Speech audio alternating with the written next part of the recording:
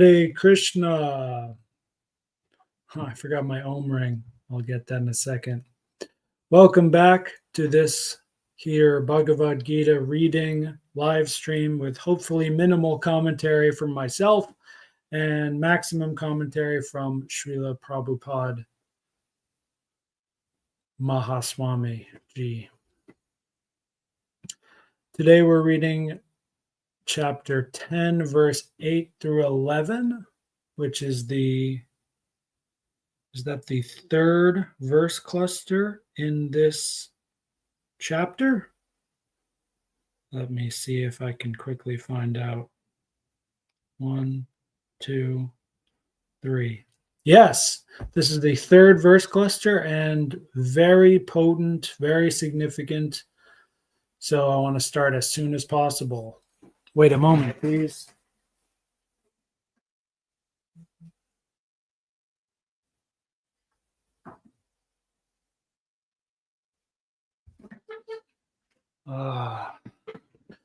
Nothing beats the feeling of Odong, pure gold, with the Lord's holy name on it, Omkara. Nothing beats it, buddy. Please join me or not in glorifying and invoking the Supreme,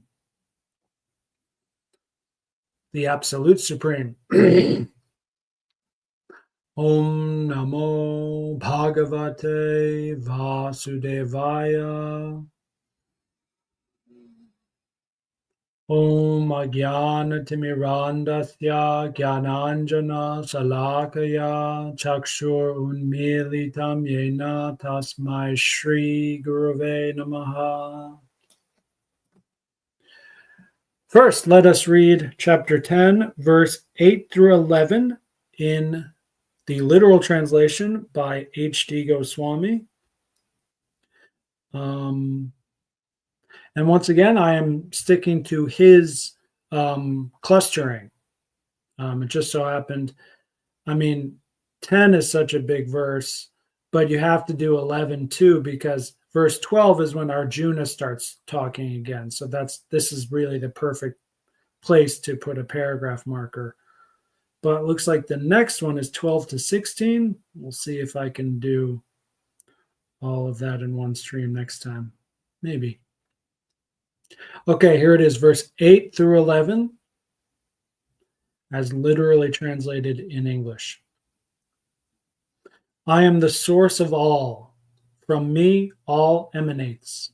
Realizing this and filled with feeling, the intelligent devote themselves to me. Their thoughts are in me, their lives rest in me. Enlightening one another and always speaking of me, they find satisfaction and pleasure.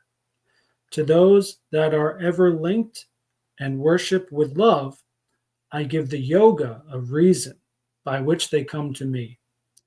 For them alone, for mercy's sake, I dispel with the shining lamp of knowledge the darkness born of ignorance, for I dwell in the soul's being. Beautiful. Now we'll get into Prabhupada's translation, which is also beautiful, because what Krishna is saying is beautiful. Verse 8.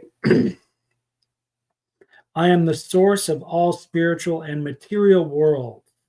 Everything emanates from me. The wise who know this perfectly engage in my devotional service and worship me with all their hearts.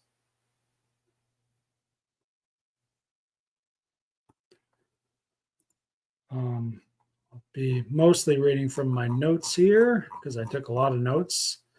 But when I take notes, I do voice to text. So sometimes it's a little awkward syntax because I want to say it in a way that will just record it well. If I use too many Sanskrit words, then I have to go back and edit it, and it's just annoying for me. So bear with me. If it looks like I'm reading from the screen, it's because I am. Hare Krishna. The key with this verse for me is the word source. Source is central and fundamental. When we go from living a superficial life to living a deep and fundamental life, there is a huge change.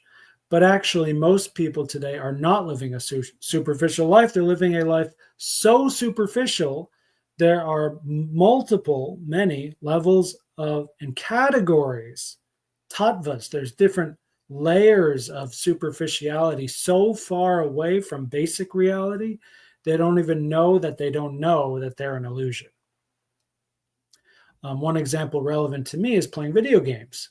So you see something when you're playing a video game, or scrolling through social media on your phone, which is something like maybe everyone does now, unless you're, a real devotee, like living in Vrindavan or something.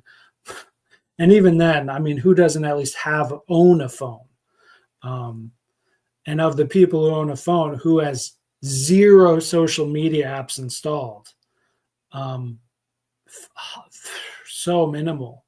Like even like WhatsApp, that I think it should be categorized as a chat or messaging app, but there's also some social app functions to it as well. You can get lost in that as well. Anyway, playing a video game, you see something on the screen, you identify with it, and then you start having good or bad feelings accordingly. And you know it's an illusion, but it's exciting regardless.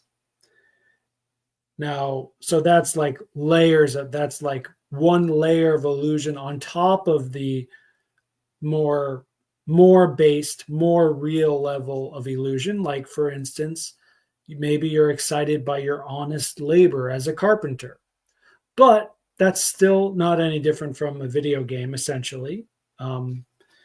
Each time you make a piece, it might be good or bad. Like sometimes you have a good time playing a game or a bad time playing a game. And all these furnitures or whatever you're making as a carpenter, if you just turn the dial of time long enough, like from the perspective of eternity, one little click and it's all dust. Everything you made is completely gone, without a trace. Completely gone. Literally gone, literally no trace.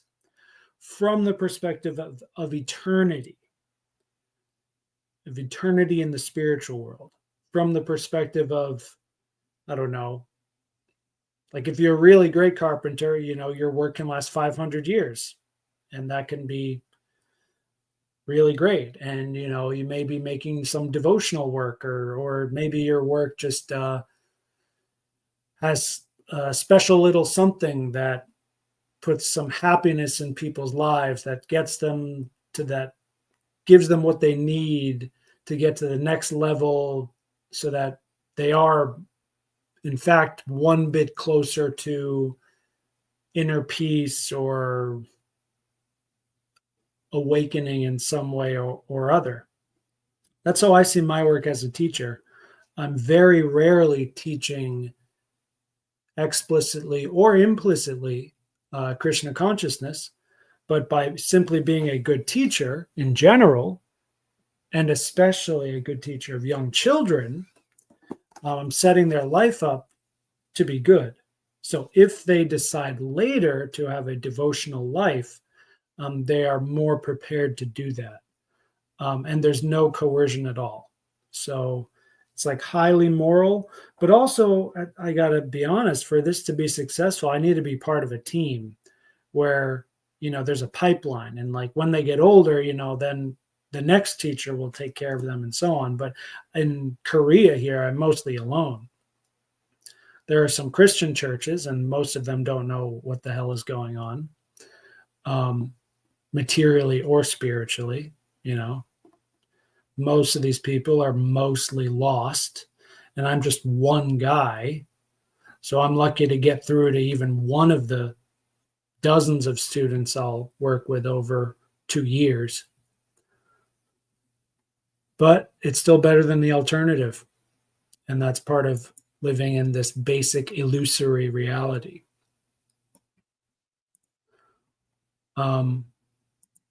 Anyway, moving on. It's also There's many levels of illusion. Yes, that's true. And unless we are conscious of Krishna and consciously placing Krishna in the center of what we are doing, it's all illusion and none of it is productive or auspicious. That word auspicious is a reference to what Prabhupada said last time or the time before that. So it's really interesting because Krishna's actual place, ontological, I guess you could say, his actual place is the source of everything, is the center and source of everything. That's where he literally is. But because we have so much free will and so much illusion, even when we try to see him where he is, where he's not moving, we just simply try to see him where he is, we can't. So, or maybe we can, but just for a brief glimpse, a brief moment. So, part of this lifestyle, yoga, religion, whatever you want to call it, art and science and religion, is to start consciously placing Krishna in everything we're doing as sincerely as possible so that eventually we can sincerely and naturally see him where he indeed is. He really is in the center of everything. The second important part of this verse is the kind of devotion Krishna is talking about. So the word in the verse is bhajante, becomes devoted, which comes from the word bhajan. And it's literally translated by Prabhupada as becomes devoted, and then colloquially translated as in my devotional service and worship. And then the other significant and correlated word, the last two words in the verse, is bhava samanvitaha, with great attention. Or, as colloquially translated, with all their hearts. So bhava, a lot of devotees know this word. It can mean taste or mood. And then by now, we should all know the prefix to the second word, sam, which is hard to translate really quickly in just one or two words. But we do have the exact same word in English. It's sin, S-Y-N, that same, in the same exact way it's a prefix in Sanskrit. S-Y-N is the same prefix in English. So syncopated, synchrony, synchronicity, the same as sam in Sanskrit. It means everything is all coming together, all connected as one. So how do these people worship? They're worshiping with bhajan, with like chanting and love, with chanting mostly is bhajan. And then they're doing it from a place of bhav, not from an intellectual place, not from a karmic place, not by doing things for God, not by just studying God in books, but by emotionally, energetically, with feeling, with visceral and subtle feelings, engaging in bhajan. So it can literally mean, great attention with all their hearts, with all their minds, and so on. There's different ways you could translate it. But for me, so I don't personally know what is the second or third parts of that word. Anvitaha. I don't know. I don't have any idea what those mean. But just knowing that it starts with bhav and sam, that's enough. That's 2/3 of the whole term. So that's enough to get a basic gist of what the word means. Putting all of your feelings into something And I mean, how does Prabhupada translate it? With all their hearts. So maybe anvitaha means heart or something similar. It's fine. It doesn't matter actually that much. Um, the the best way to understand this is to see what is it not. What is Krishna not talking about? He's not talking about jnanis and he's not talking about karmis. That's the point here. And this is the theme of the whole cluster, actually, as we'll see in the next few verses. When you see Krishna in the center and source of everything, your mood and taste for everything will change. And you'll also want to place that same mood and taste for Krishna into everything else. The first point mentioned by Prabhupada in the purport, and so we haven't even started the purport yet. Let's start the purport. Is that one who really knows the factual position of Krishna can never be deviated by any amount of nonsensical commentaries or by fools. And I put in my notes here, there's a beautiful Sanskrit line from Atharva Veda, one of the original 4 Vedas, says, Yo Brahmanam vidadhati purvam yo vai vedams cha gapayati sma krishnaha. Quote, it was Krishna who in the beginning instructed Brahma in Vedic knowledge and who disseminated Vedic knowledge in the past. So, I mean, I had to put that in my notes. It'd be a really fun, honestly, it would be fun. I just don't have the time, but it'd be really fun to find that verse in the Atharva Veda and find different translations and commentaries on it to see just how bad all these other commentators are, because I can tell I'm not a Sanskrit scholar. I'm not ignorant either. I do know some things. But the word Krishna is right there. Brahmanam is right there.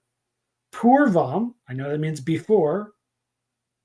Vedam, knowledge. I mean, I can, at least in my place, I can see enough that Prabhupada is doing the same. He's translating this line from Atharva Veda the same way he's translating Bhagavad Gita and everything else, as it is.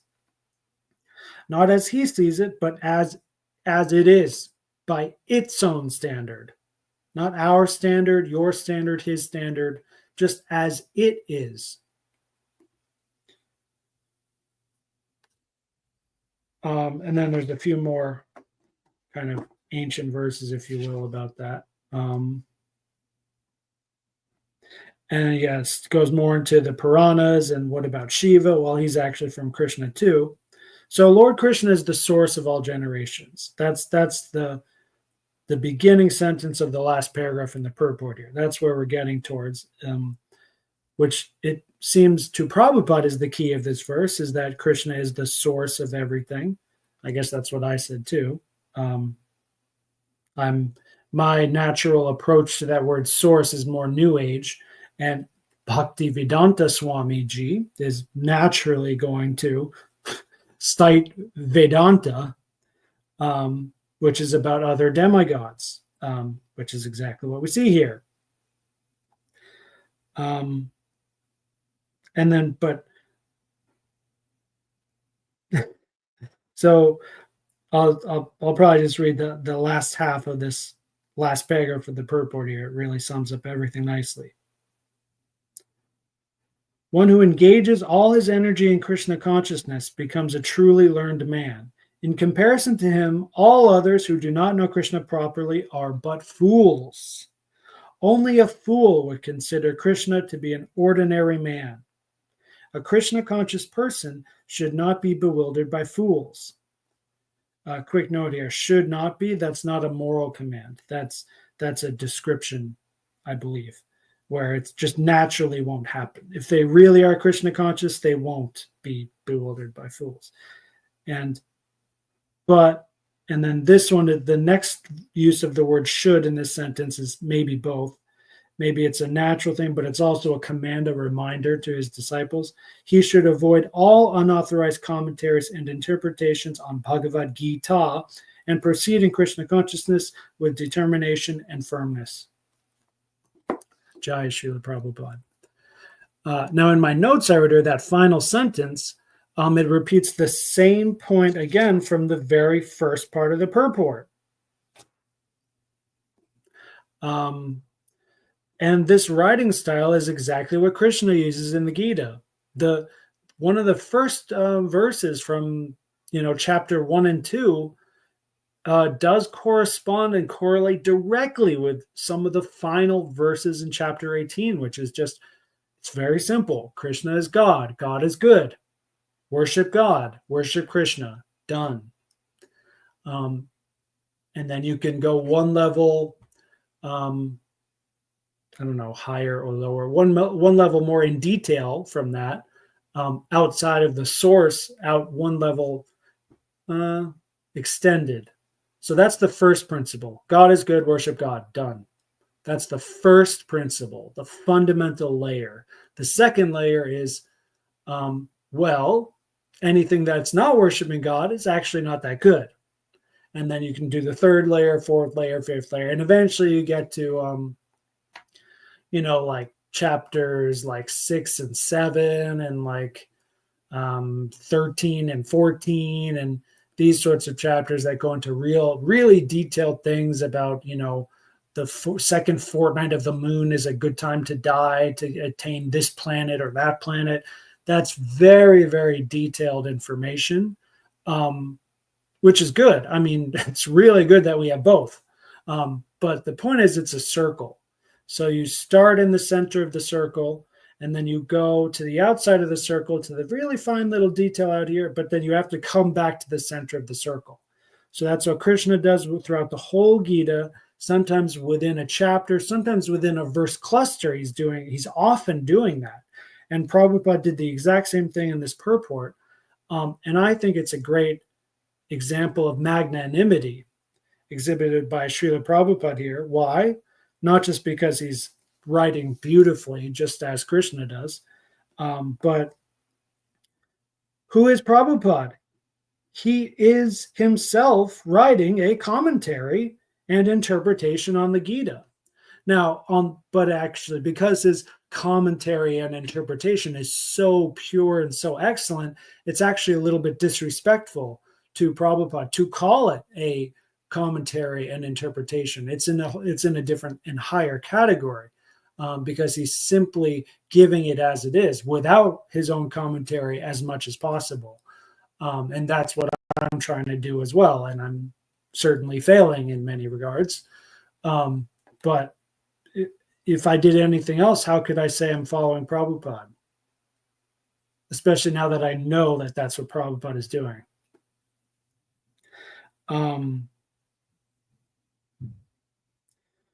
So you could also think of it as, it's not only magnanimous, but it's humble as well. Because, the more classical Western, Aristotelian, Alexander type magnanimity, and Trumpian, you might say, is very bodacious and like, look at me, I'm big, I'm great.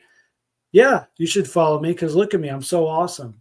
But Prabhupada's doing it in the more classical Eastern style, where he's showing very subtly, very humbly with his actions that he is indeed the best, and you should indeed, indubitably follow him, but he's not explicitly stating that.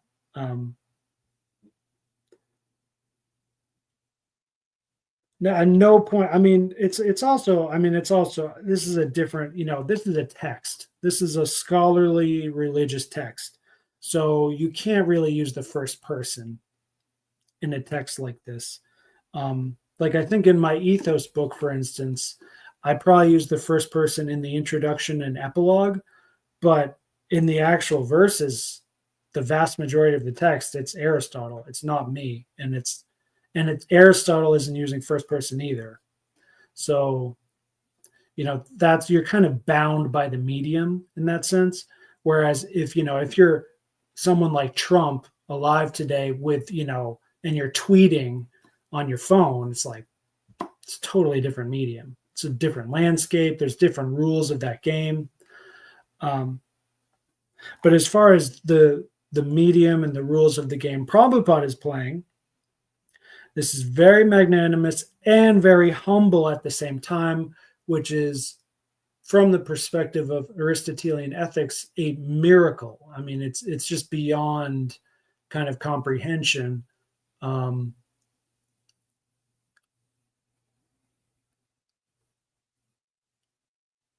Which is good, of course. I guess I'm just trying to comprehend it, but because it really is beyond comprehension, it's kind of stupid to try and comprehend it from that lens.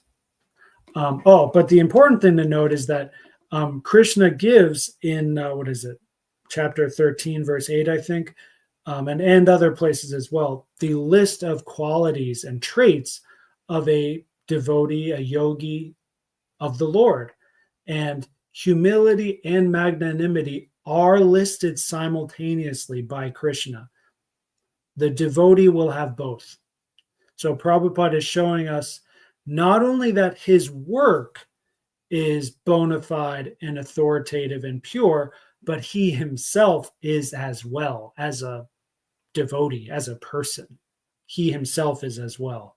So it's all flowing like a river, like a perfect pure river from top down to bottom with I don't know, I was going to say maybe it gets more pure as it goes down. I don't know. Is that possible? I don't know.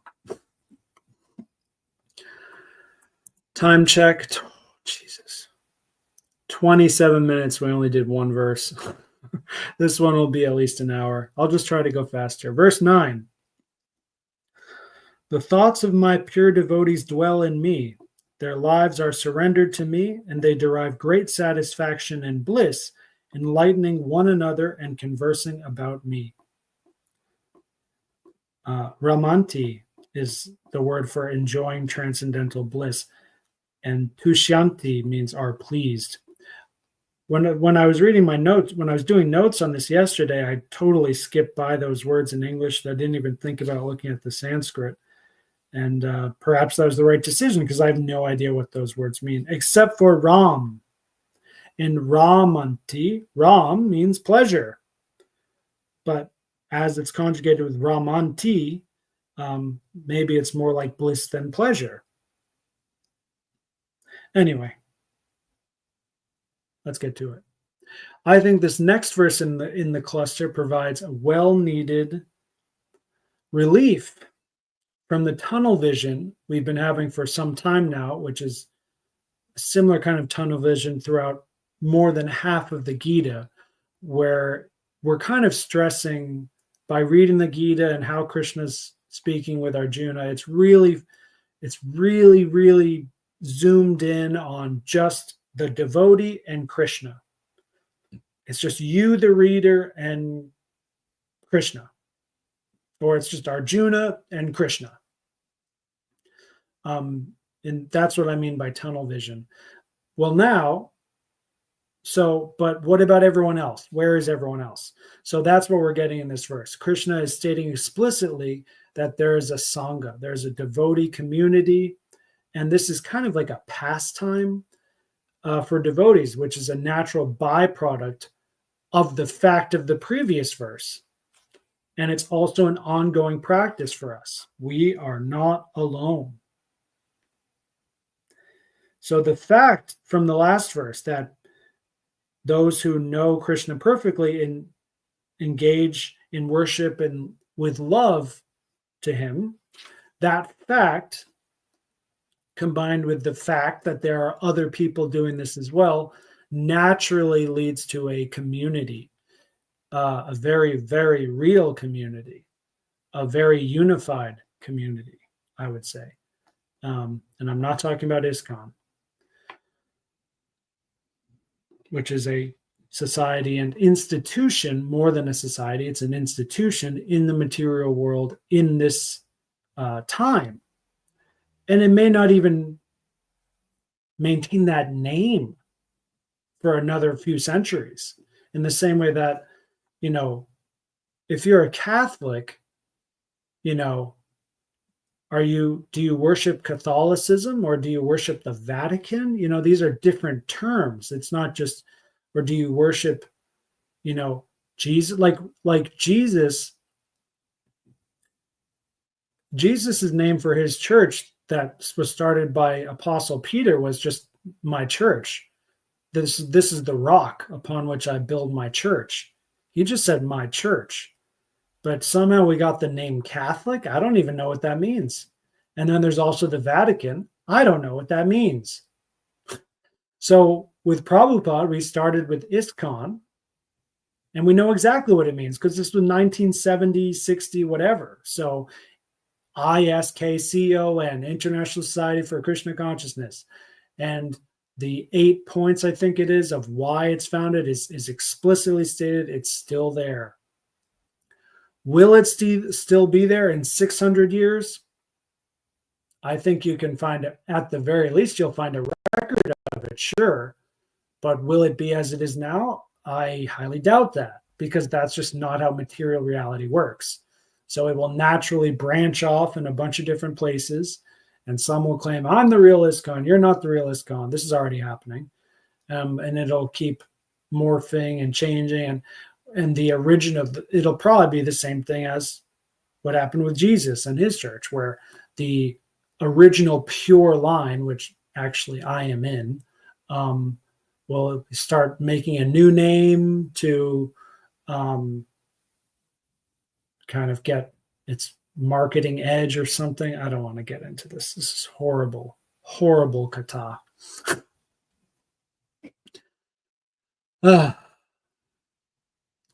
Now, next note here, after reading the first sentence and the second paragraph of the purport, I can see exactly where I stand. So Prabhupada says, in the preliminary stage of bhakti, they relish the transcendental pleasure from the service itself. And in the mature stage, they are actually situated in love of God. So I don't know which one I'm in. Like, I have experience with both, but it's still more the first one, where I'm more like I'm moved by the bliss. So I still do my duty regardless. Like, I chant my japa and I follow my sadhana regardless of the bliss it gives me or doesn't give me, because I like to be because I'm a dharmi, basically. And that's really what my religion is dharma. I'm trying to do more of Sanatana Dharma and more of a Krishna-centric, Krishna-specific Sanatana Dharma, but I really would like to get good fundamentals first, especially while I'm still young and seem to be strong and healthy and not socially excellent at all. I have trouble interacting in a community with others who are deemed by myself to be quite degraded. I have trouble serving them. I think they should be serving me. If that's true, if they really are degraded and I'm not. So I could be wrong. But if I am right, I think by the spiritual law, that is kind of how it works. Not spiritual law, but I mean just how it naturally works in a decent society, which I saw in Asia and I did not see in America. So, like, when you meet, I wondered why do they respect the elders here so much and we don't respect our elders? Well, I started meeting some of these elders, some of these grandpas and grandmas in Asia, in rural Asia. I started meeting some of these guys and gals, and they are a force to be reckoned with. They are literally horrifying. In a good way. They're just so righteous and so energetically, spiritually powerful and wise that they literally command respect. They don't just say, oh, you got to do it because you do it because I said so. No, they literally command respect. So, and I think that's natural and I think it's good. And I try to do the same thing. But in large part because I'm so young, people would, it's so easy for them to just say, "Oh, well, you're a conspiracy theorist and you're in a minority. We don't have to listen to you." I just don't know how to handle the social world. I'm not ready for that yet. I don't want to play the game. Anyway, finally, in the end of this paragraph, which is a long paragraph, onto the next page, we see that when one has attained the highest level of love of God, he cannot live even for a moment without being in contact with the Supreme Lord, just as a fish cannot live without water. And there's one other thing aside from the Sangha that we have, and that is the devotional scriptures that are about the Sangha, by the Sangha, and for the Sangha. That's the whole last paragraph by Prabhupada. It's all about Srimad Bhagavatam, which is what? It's largely a narration about the relationship between the Supreme Lord and his devotees. So we can associate constantly with the community of devotees by simply reading, hearing, chanting, listening, and remembering the Srimad Bhagavatam. And the very last sentence of the purport shows perhaps the intention Krishna had in sharing this verse. I'm only speculating. I can't, know for sure what Krishna's intentions are. But it's a very practical analogy. Prabhupada says, thus the realized souls in Krishna consciousness take continual pleasure in hearing such transcendental literatures, just as a young boy and girl take pleasure in association. So, young children, they just naturally get along well. Even when they fight, they can kind of make up quickly, and just simply associating with each other is just naturally a blissful, pleasurable thing. And, Prabhupada says with devotees, it's much like this also. I have experience with that as well. Once again, when I'm associating with devotees who are not degraded in some obvious way. And not only are they not degraded, but they're on, a similar wavelength with me as the kind of devotee I am, who focuses more on Varnashram, for instance, than Sanatan stuff.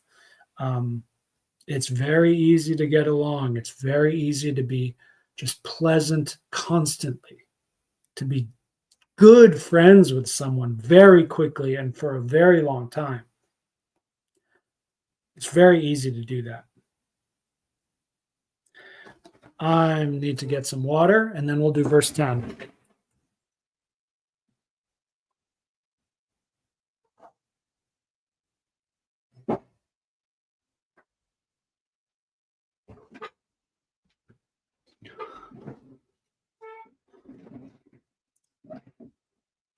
I got this imported from India to here in Korea, peacock on it.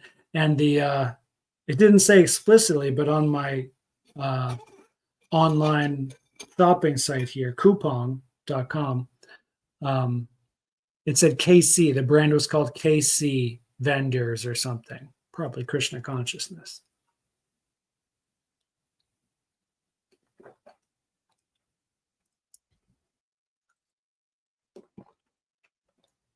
I don't even think it was more expensive than the other copper bottles available, but there are only two options. It's either some generic copper bottle or one from the KC brand with a peacock on it. So don't need to think at all about that. Maybe it might have taken a month to get here, but no regrets whatsoever. Time check, 40 minutes. Okay. Yeah, we're probably going over an hour. 10 and 11 are really big verses here. Here's verse 10. To those who are constantly devoted and worship me with love, I give the understanding by which they can come to me. This I would call a famous verse. in the sense that we can refer back to it constantly in many different contexts. It's also easy to remember 10:10, chapter 10, verse 10. I would call it the Buddhi Yoga verse. And that's the first sentence of the purport, is saying much the same thing I'm saying. Prabhupada says, in this verse, the word Buddhi Yogam is very significant. Yes, I agree. So what Krishna states literally is that Buddhi Yoga, which Prabhupada literally translates as real intelligence, is a gift from him, from Krishna, to his sincere devotee, and especially a devotee who is in ecstasy, love, bliss, and so on.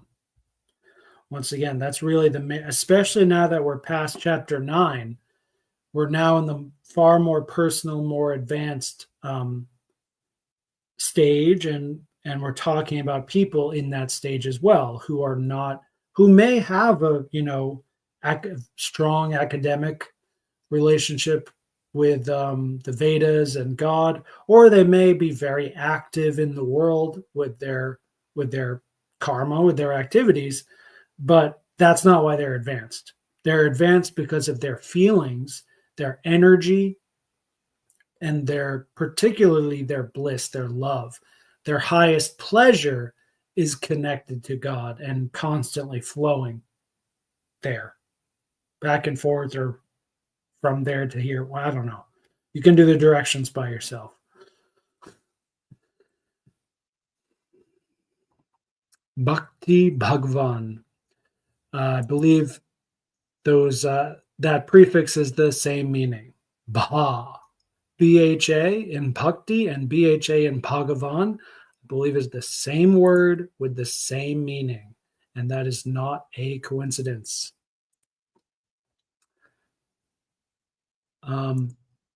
More about Buddhi Yoga.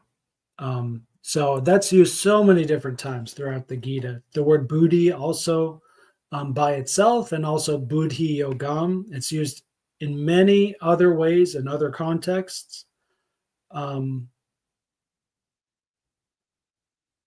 Starting with the second chapter, I'm reading what Prabhupada writes. And that's kind of how the Gita starts. Krishna says, okay, now I'm going to start telling you about Buddhi Yoga. And now Buddhi Yoga is explained. So first, Prabhupada labels it explicitly as action in Krishna consciousness. And that is the highest intelligence. He later breaks it down word by word, where Buddhi means intelligence, and Yogam, in this context, means mystic activities or mystic elevation. And in the second paragraph, there are 3 major yogas that are described: karma, jnana, bhakti. But Bhakti Yoga and Buddhi Yoga are the same. They are linked as the same yoga categorically, but linguistically a little bit different, right? And maybe experientially as well, but in the sense that there are 3 major yogas, the last one, the highest one, you can call Buddhi Yoga or Bhakti Yoga. It's the same category, basically. And I wrote here, the fact that I have trouble discerning the difference in myself and my own activities between knowledge yoga and intelligence yoga says a lot about my own position. So I'll just read the second paragraph now. When a person knows the goal of life but is addicted to the fruits of activities, he is acting in karma yoga. When he knows that the goal is Krishna, but he takes pleasure in mental speculations to understand Krishna, he is acting in jnana yoga. And when he knows the goal and seeks Krishna completely in Krishna consciousness and devotional service, he is acting in bhakti yoga or Buddhi yoga, which is the complete yoga. This complete yoga is the highest perfectional stage of life. So actually, now that I read that a second time, I don't fit. I don't think I fit perfectly in any of the three categories. Because I know I'm not addicted to the fruits of activities because I have lived in austerity for long enough consistent time and enjoyed that. So it's definitely not an addiction, but I do enjoy. I enjoy food. I enjoy games. And if I was fully involved with Krishna, there would be a much less enjoyment. I might still partake in those activities, but I would not enjoy them. But at the same time, I don't actually enjoy them that much. It's just there's not much else for me to physically do here. Do I take pleasure in mental speculations? Yes, I definitely do. But do I do those so that I can understand Krishna? No, I don't think so. If I want to understand Krishna, I remember I begin by remembering my experience with Krishna, and then second, I read Shastra, and there is no third. Because if I've actually done two of those things, and I'm not satisfied with whatever tiny, tiny little thing I wanted to know, I would either do that again or maybe do prayer or something. Like I don't do jnana for Krishna. I do jnana for myself, I guess, for my growth out of habit, out of nature, out of varna, something like that. So I don't know if I'm in jnana yoga exactly. It feels just more like a habit. Like I was just a jnani for like many lifetimes. So I just like, it's just taking a long time for me to break that habit. But at the same time, I'm definitely not seeking Krishna completely and doing devotional service completely. So I'm not in the complete yoga stage either. So anyway, I'm not sharing because I think you people care at all. I'm sharing because this is how I recommend you read the Bhagavad Gita. Actually interact with it. Don't just it's not just some dry thing. It's not a textbook in some class that doesn't matter, so you can just get credits or something. That's not what's happening. That's not what this is. You're doing it wrong if you do it that way.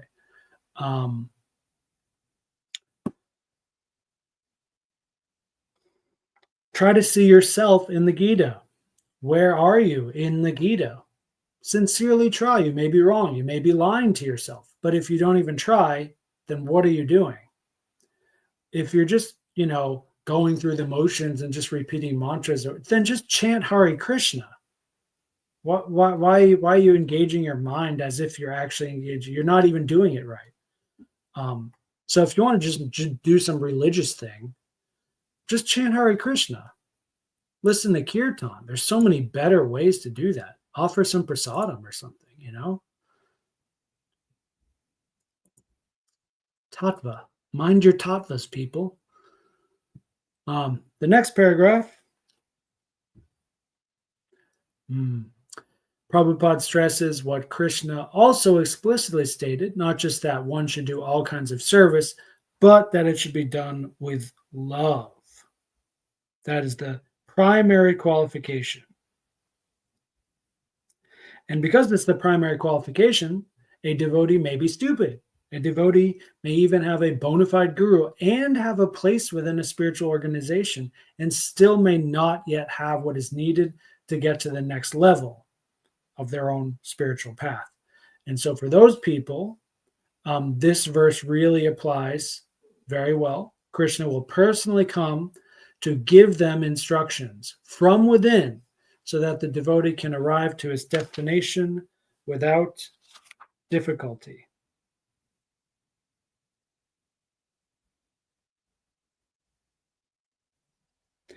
If one is sincere and devoted to the activities of devotional service, the Lord gives him a chance to make progress and ultimately attain him. That's the last sentence of the purport. On to verse 11 at 50 minutes. Verse 11, out of compassion. Did I put it wrong in the notes? No, I didn't. Okay, yes. Verse 11, out of compassion for them, I, dwelling in their hearts, destroy with the shining lamp of knowledge the darkness born of ignorance.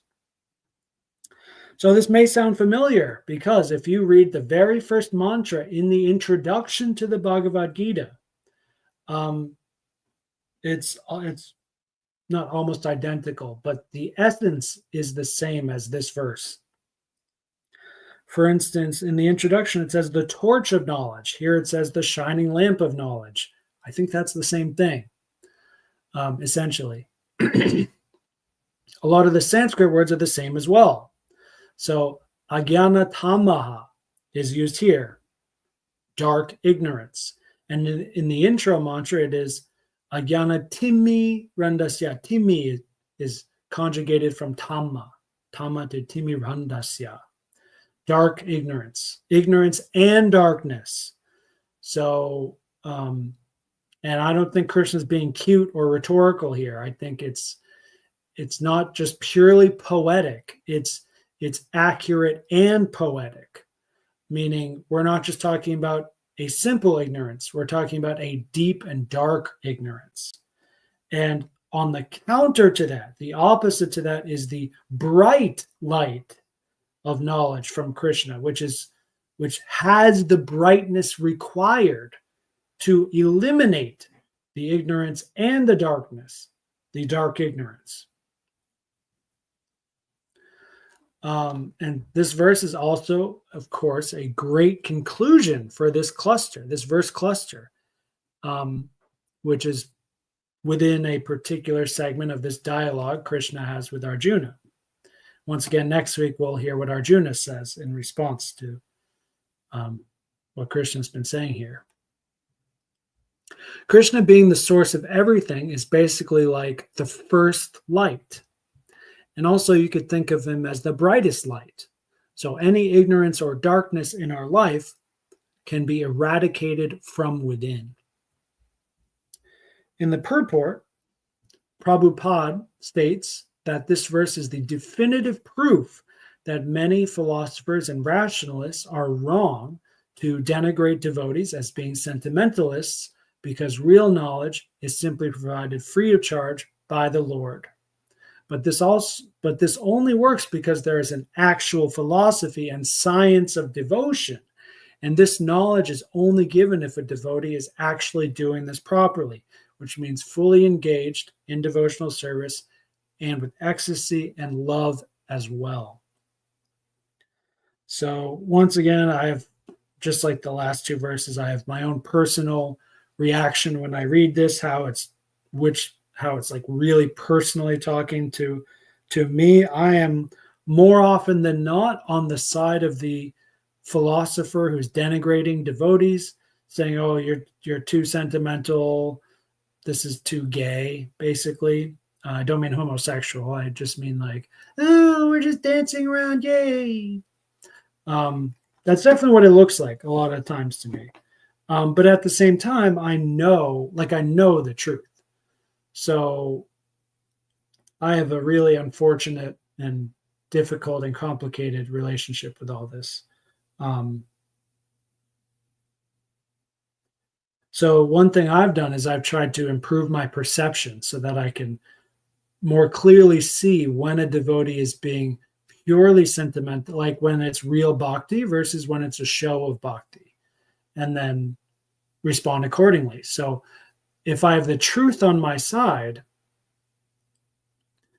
and I'm exposing that truth, I'm sharing that truth for the benefit of others, mostly without an agenda, then I'm doing my role. Then I'm doing my part in this whole thing. And in that sense, I'm not like what Prabhupada is talking about here as some modern philosopher who think that without discriminating, one cannot have pure knowledge.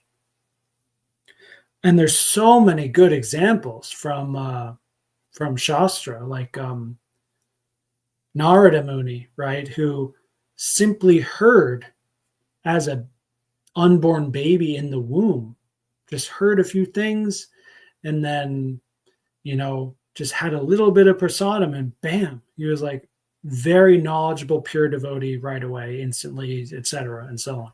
So many examples of this. And especially within this Bhakti Vedanta tradition that we are a part of, from Prabhupada, from our Prabhupada, from his Prabhupada, going back to Lord Chaitanya, these people are actually scholars. They can actually discriminate very well. But they're using their intellectual ability not just in the service of God, in the same way that any other Brahmin of any other faith might do, but they're using it within the science of devotion. So it's not even that it's a service. All the written works of these Prabhupads, plural, Srila Prabhupada, Bhaktivedanta Swami, Bhaktisiddhanta Sarasvati Thakur, Bhakti Vinod Thakur, Prabhupada, these three especially have written many works in English and Hindi, Bengali, whatever, and Sanskrit, in a bunch of different languages. It's not just that they're doing this work and it's just like a gift and a service. I think it's deeper than that. It seems like, our Prabhupada has explicitly stated that he is simply following the orders of his guru, who said, good, you understand nicely. Now go and do this in English to the English-speaking world. That was a direct order given to him, and he is simply following orders from spiritual master. So yes, it is, so it's not an offering. It's more like, so then I'm saying, what am I saying? It's more of like a duty thing. It's both, but it's also that they are practicing this devotional science themselves, and more like just kind of broadcasting just broadcasting this science of devotion as they're doing it, how they're doing it, how they've learned to do it from their masters and so on. It's simply just given as it is. And it is actually a philosophy and a science and so on. But it's not a philosophy and science like the other ones where you just simply study it and then just by studying it, you've done the thing and you're done. It's like, no, if you've read all the Bhagavad Gita, all the Srimad Bhagavatam, all the Chaitanya Charitamrita, and you still have no experience of Ananda, no experience of real spiritual bliss, you're a failure. You have, in fact, not understood the philosophy. You have not realized it yet, which is the same for this kind of philosophy as saying you actually have not understood it. You have not passed the class yet. So it's a practical philosophy, but it's a spiritual practice. So because it's entirely spiritual and conscious based, it's very difficult for us in the material world to find, a system to categorize where we are on our path, on the path in general. It's virtually impossible, actually. So typically what happens throughout all human time, recorded time at least, is that, we get, every once in a while, we get one Maha avatar, Buddha, Jesus, Prabhupada, who is not the only advanced devotee in the world. Definitely not the only one. But they're so advanced that it's energetically obvious, meaning just by them being physically present in a group of people, it just like instantly creates a reaction. You can it's almost like the people who start being nice to like Jesus and Prabhupada, who are near him, their sins just start to like boil away instantly. It's just like an energetic phenomenon, and so with someone at that level, it becomes self-evident. But then there's so many that are not in the middle, but like really advanced, but they're competing with other really advanced people, and it's hard to see, where they're all at. And then there are some demons who are at the level of an advanced devotee, in the GBC, in their arch cardinal bishops or whatever. There's many people like that too, who are actual demons, but they're in an advanced position within a church.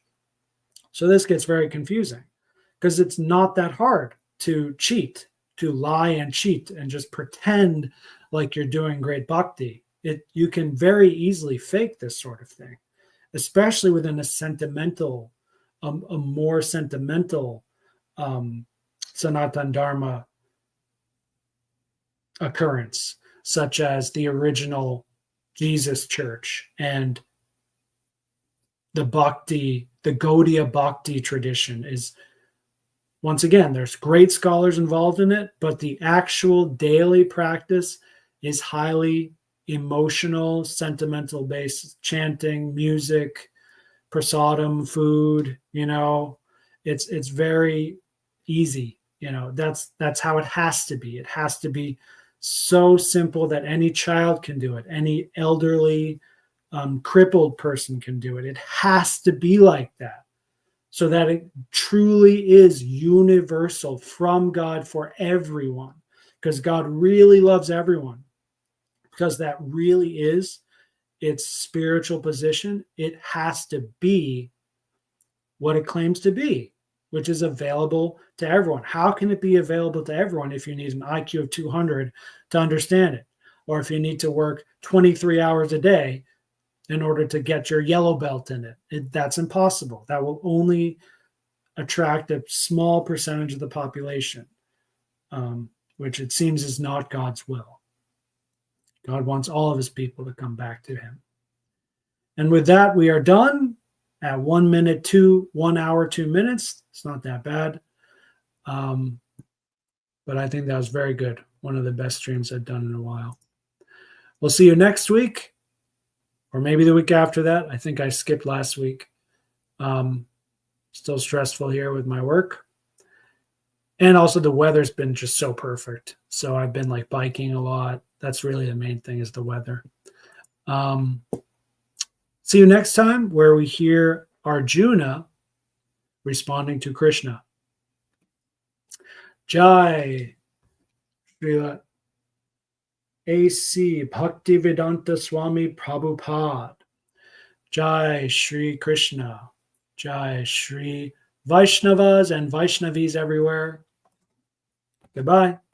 Annyeonghaseyo.